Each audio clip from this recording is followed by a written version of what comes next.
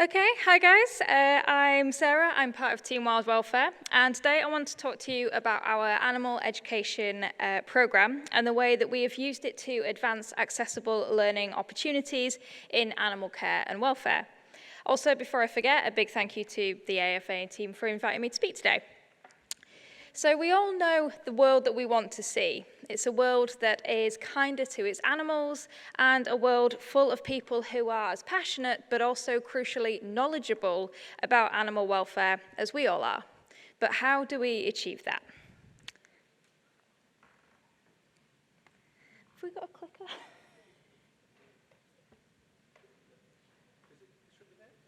Nope. Oh yeah, sorry, I'm blind. There we go.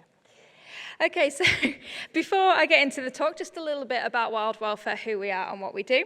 Our vision is a world where every captive wild animal is able to thrive and live a good life. And we achieve that in a number of different ways. So we work to provide practical support to any kind of facility, be it zoo, sanctuary, aquarium, rescue centre, any of those kind of places.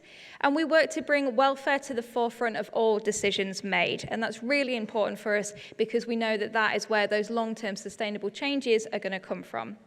We work very much on building positive and constructive relationships. We know that collaboration is key and condemnation is not going to get us anywhere. And we work on a significant amount of resources, one of which I'm introducing today. And we also work towards those long-term sustainable changes. We really want changes that are going to continue to happen long after we have left the facility or indeed the country. And we can only achieve that through these capacity development opportunities. And we do work to provide workshops and training, both theoretical and practical, and both virtually and in country. Now, what we know as animal caregivers impacts the welfare that our animals experience in their daily lives.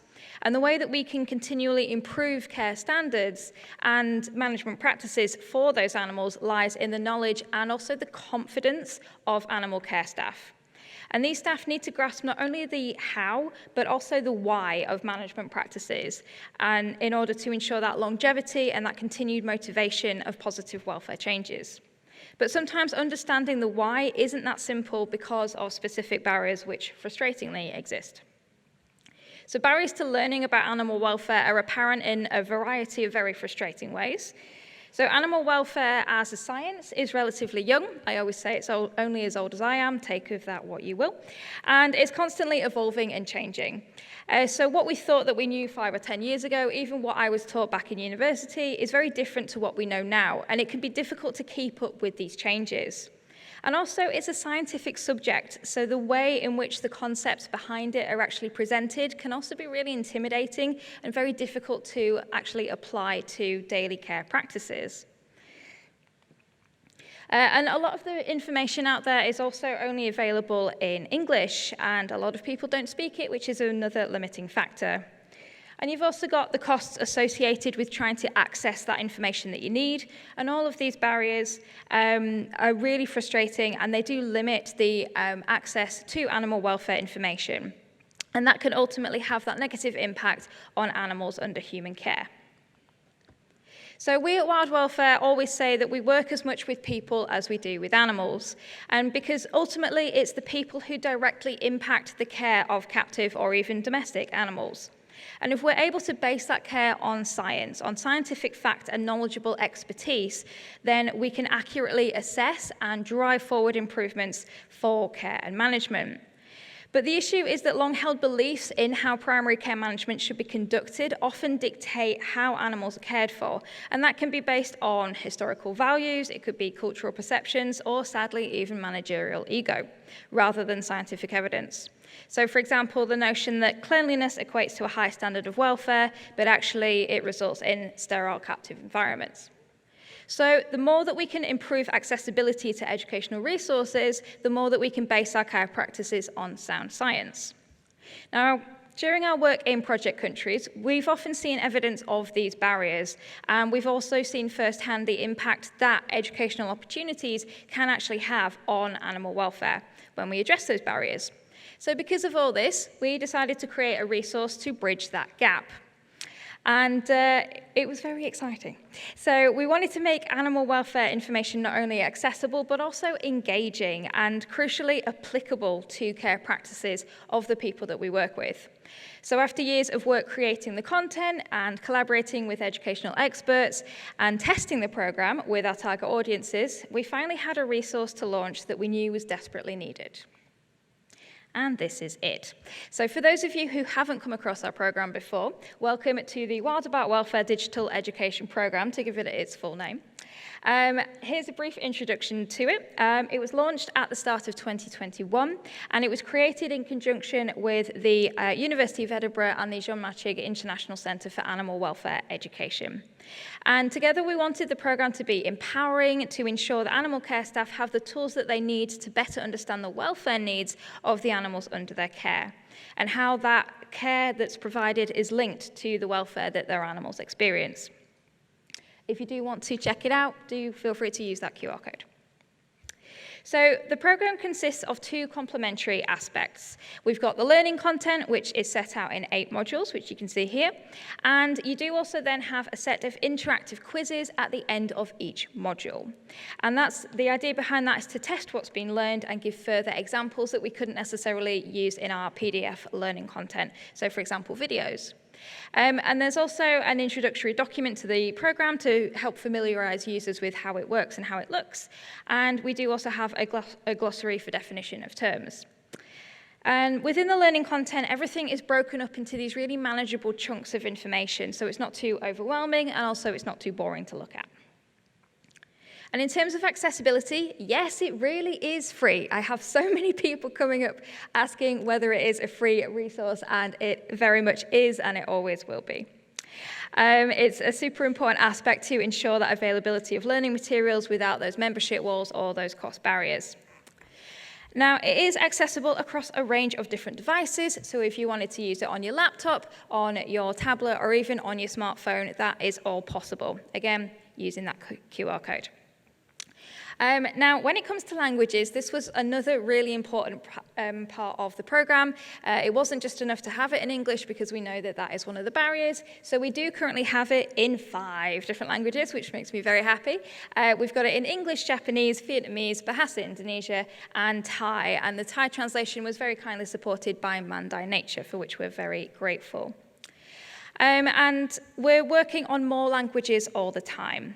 And now we choose these languages based on a number of different factors. So existing project partners that we have in the country, also an identified need, and commonly spoken languages with further reach. So we are now focusing more on those wider spoken languages, such as Hindi, Spanish, and French.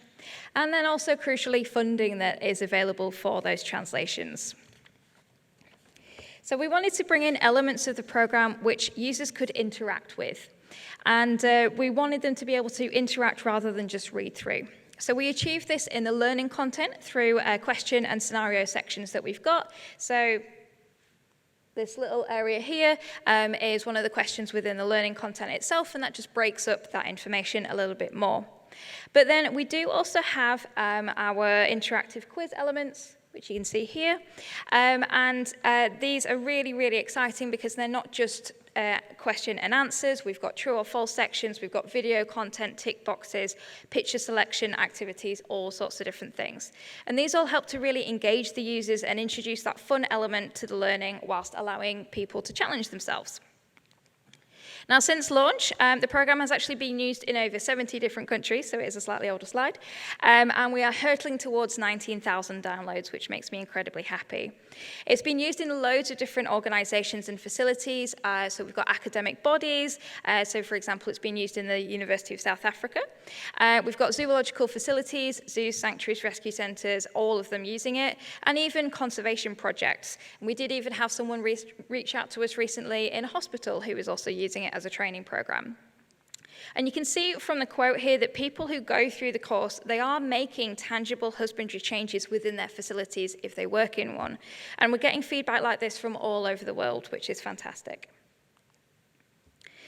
So this is just a very small selection of some of that feedback, and it gives me great hope, not only for the fact that we managed to fill that knowledge and skills gap, which we're identified, but also that it's creating changes, and not just for animals, but also the people that work for them. work with them. And these quotes also highlight the need for a program like this and the confidence which it started to build in its users. And that gives that opportunity for users to ultimately understand how to create those positive changes for the animals under their care. Now, after the initial success of the online version of the program, we wondered how we can continue to expand its reach as a training tool. And it got me thinking, when I first started developing the program, I had this idea, this dream, I wrote down on a piece of scrap paper, maybe we could actually take this in country and make a more practical version of it. And it would be this opportunity to combine theoretical learning with practical elements, and could give both us and users a little bit more opportunity to gain something from the program. At that same time, we also gained feedback from Japanese users who told us that although we had everything available to them in Japanese, there was still that element of reluctance to using the program just due to that lack of familiarity.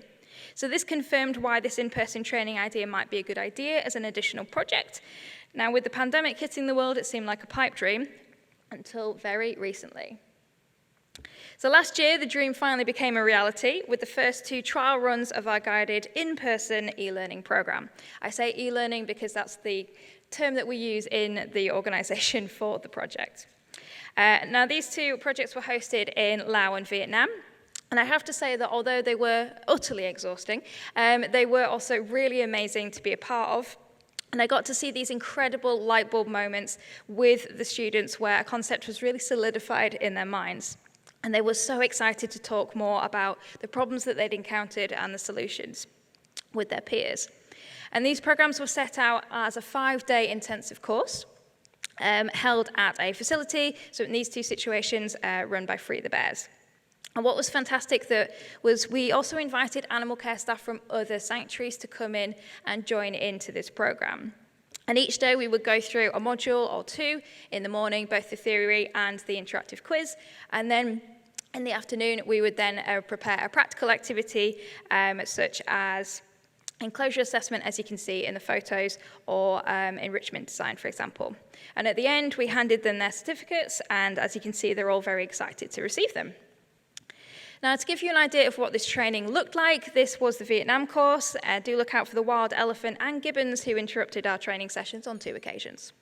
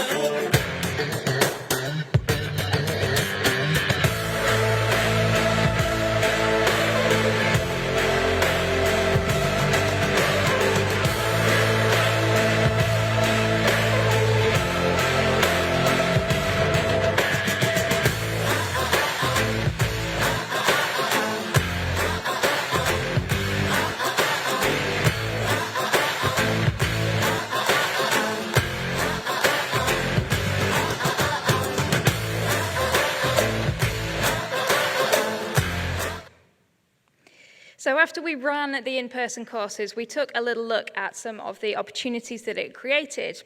So firstly, and this is true whether you use the practical in-person guided training or indeed the online version, continued professional development.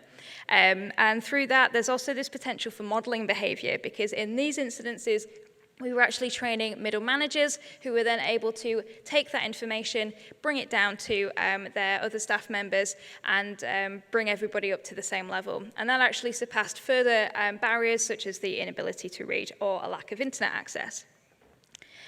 We also wanted to get staff all on the same page to provide this baseline level of knowledge that you can then build on to acquire an understanding of how animal welfare relates back to those husbandry practices and decisions. And then there was so much sharing and discussion during the courses, not just from us, but also from the delegates. So it was a real great networking opportunity as well as a learning one. And our ultimate aim was to answer the why. We know animals benefit from enrichment, but why do they? We know that good nutrition is an important aspect of animal welfare, but why is it? How does it all link in together, and why does it matter? And if the students came away from the course knowing the answers to these questions, then we'd done our job right. So we want to make sure that the training program isn't just a good thing for staff training, but also obviously creating those tangible impacts on animal welfare. And we know that gaining a good understanding of the fundamentals of welfare is critical to ensure optimal husbandry practices.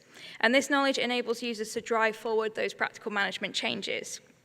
Now, during the course, we had a lot of learners clearly inspired to make some changes, such as some of the changes you can see here from the Vietnam Lao facility. So they use the environment module in particular as an opportunity to plan refurbishment activities within their enclosure for some rescued macaques.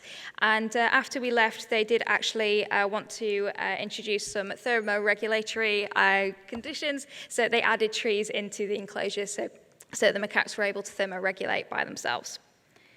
So we know that there are many educational establishments using the program as well as practical facilities, which is fantastic. And a lot of these establishments do also have their own animals as teaching aids on site. So the repercussions there are fantastic.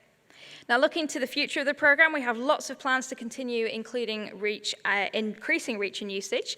So we've got continued language translation. So we do have Hindi lined up for the first half of 2024. And we do also have lots of other languages depending on available funding.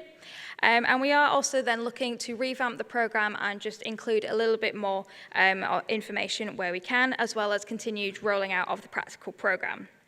So none of this would have been possible without the generosity of all the donors listed here, in particular the Silent Foundation and Mandai Nature for the Thai translation, and obviously all the partners and volunteers as well. So thank you all so much for listening. If you do have any questions, let me know, and I hope you all enjoy the rest of the conference. Thank you, Sarah.